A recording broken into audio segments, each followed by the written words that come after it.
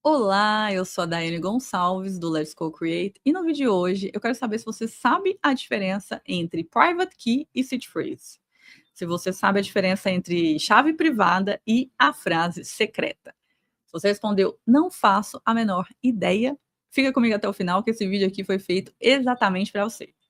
Mas antes da gente começar aqui falando sobre as diferenças, a gente tem que entender uma coisa básica aqui em blockchain. A gente sempre escuta dizer assim, em blockchain, quando você tem um ativo em blockchain, você tem controle total sobre aquele ativo. O que significa ter controle sobre um ativo em blockchain? Pensa comigo. Quando você usa um banco, você entra com o seu login e com a sua senha e o banco vai lá e autoriza você fazer uma transação. Em blockchain não existe o banco. Então a rede ela precisa de outra forma de saber que foi você que aprovou aquela transação. E como que a rede faz isso? Ela faz isso através de algo chamado assinatura digital. A ideia de assinatura digital nasceu da criptografia de chave pública, em um trabalho clássico aqui feito por esses dois caras, Whitefield Diffie e Martin Hellman, em um documento chamado New Directions in Cryptography, de 1976. A assinatura digital, ela funciona mais ou menos parecido com a assinatura do mundo físico. Quando você assina um contrato ali, você não está provando que foi você que autorizou aquilo ali que você está assinando? Na blockchain acontece muito parecido, só que em vez de usar o papel e a caneta para você assinar alguma coisa, você está usando matemática. Então, você tem um segredo, né, chamado chave privada, e com esse segredo aqui você consegue assinar uma transação. Então, para que serve a chave privada? Para assinar uma transação. Você tem a chave privada que serve para você assinar, para provar que foi você que autorizou aquela transação. E aí, quando você assina a transação com a sua chave privada, a rede vai lá e consegue verificar, né, que essa assinatura foi daquela pessoa ali, né? Não daquela pessoa, porque a rede não sabe quem é você, mas basicamente ela confirma assim, ok, né? Quem controla essa carteira aqui, quem controla esse ativo aqui, aprovou essa operação aqui. Beleza? Então guarda essa frase aqui, ó. Em blockchain, quem consegue assinar uma transação controla os ativos. Beleza? Bom, então se a blockchain, né? Se na blockchain o que te dá controle, né? É você assinar a transação, a pergunta é, né? Quem faz essa assinatura? Quem faz a assinatura é a chave privada, como eu acabei de dizer, tá? A chave privada, ela basicamente é o seu segredo, né? É o segredo que você guarda, porque com esse segredo aqui você consegue fazer uma transação, você consegue assinar uma transação. Então, quando eu coloco aqui uma chave privada na minha tela, isso significa que essa chave privada não é a minha chave privada mesmo, porque ela é. Eu jamais vou expor a minha chave privada aqui para vocês. Eu peguei da internet essa imagem aqui de uma chave privada aleatória. Por que eu estou falando isso? Porque a chave privada, ela é o seu segredo. Você tem que guardar ela. Porque se alguém tiver acesso à sua chave privada, essa pessoa vai ter acesso a tudo que tem na sua carteira. Ela vai ter acesso a todos os seus ativos. Tá? Então, quando você usa esse segredo aí, você consegue aprovar uma transação. E quando você aprova uma transação, é como se você estivesse ali colocando a sua assinatura.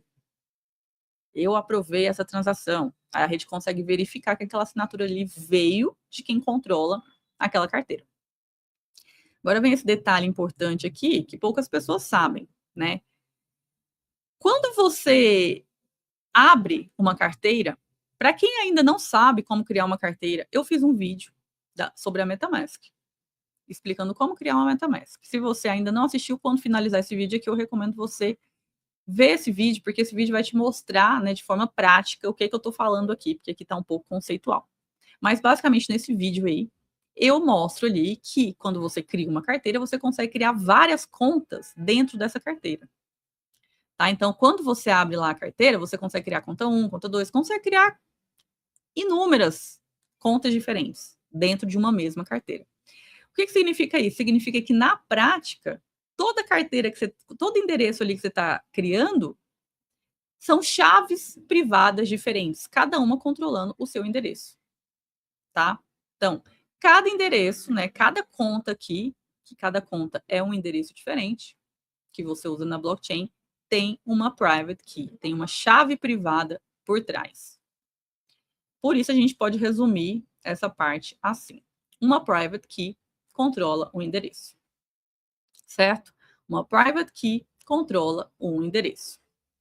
Então, se a private key, se a chave privada, ela controla um endereço, para que raios existe a seed phrase?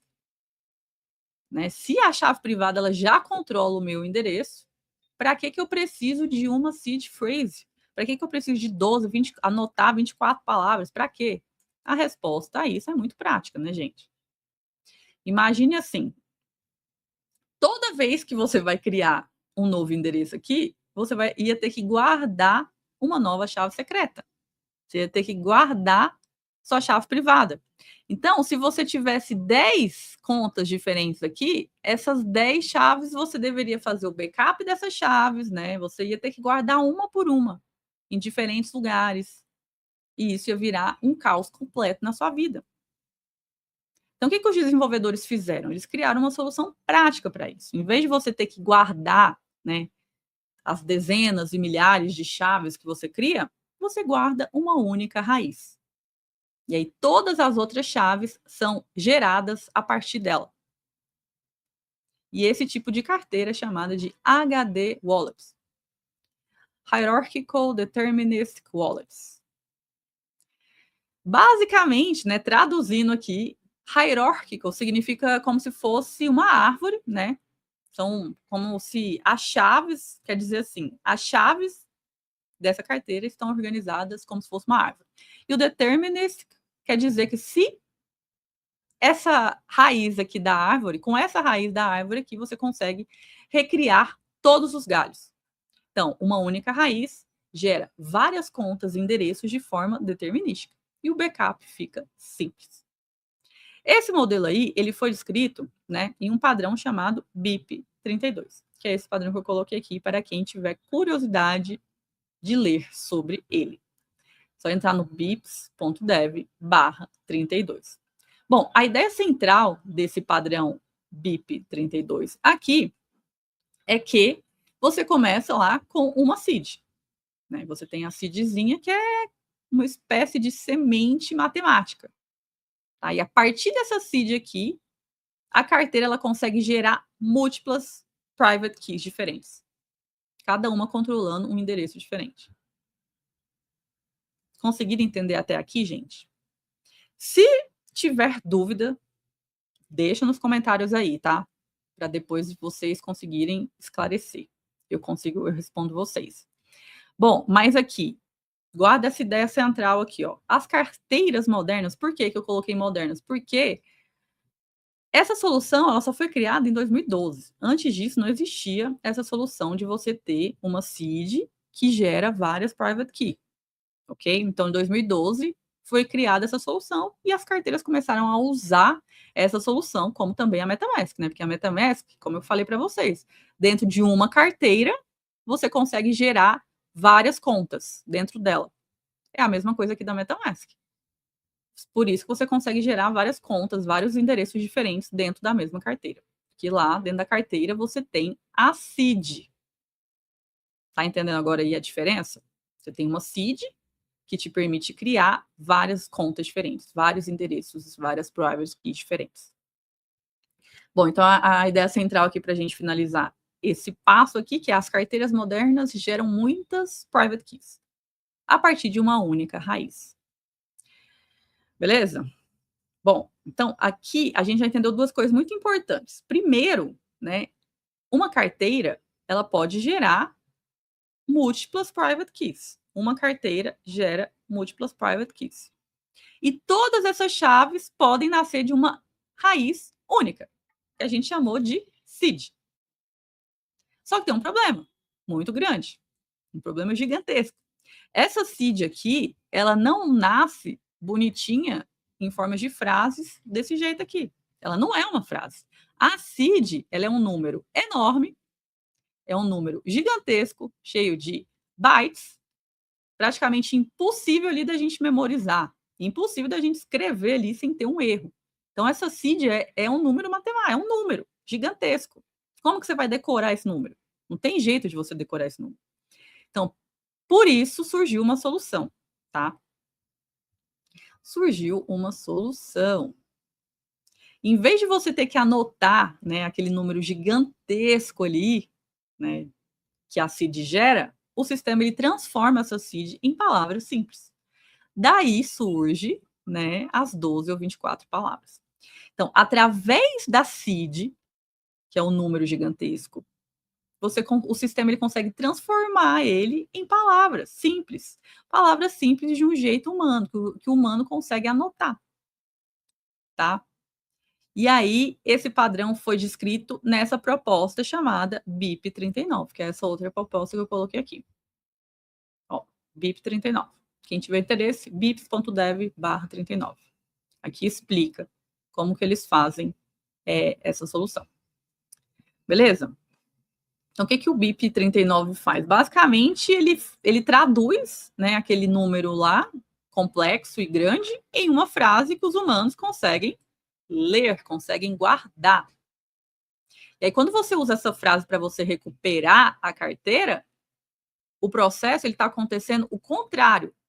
Essas palavras aqui são convertidas de volta ali no seed original, tá? Aí, a partir dessa seed aqui, a carteira ela consegue reconstruir, né, toda aquela árvore de chaves que eu coloquei bem aqui, ó, tá? Bom, então a ideia mais importante aqui é a seed phrase, ela não é uma senha. Ela é simplesmente uma forma humana, né, de anotar o backup mestre da sua carteira. Se você tiver essas palavras, você consegue recriar todas as chaves e todos os endereços daquela carteira. Conseguiram entender, gente? Então, quando você entra na MetaMask ali, né, e aí eles te dão ali, anote a sua secret recovery phrase.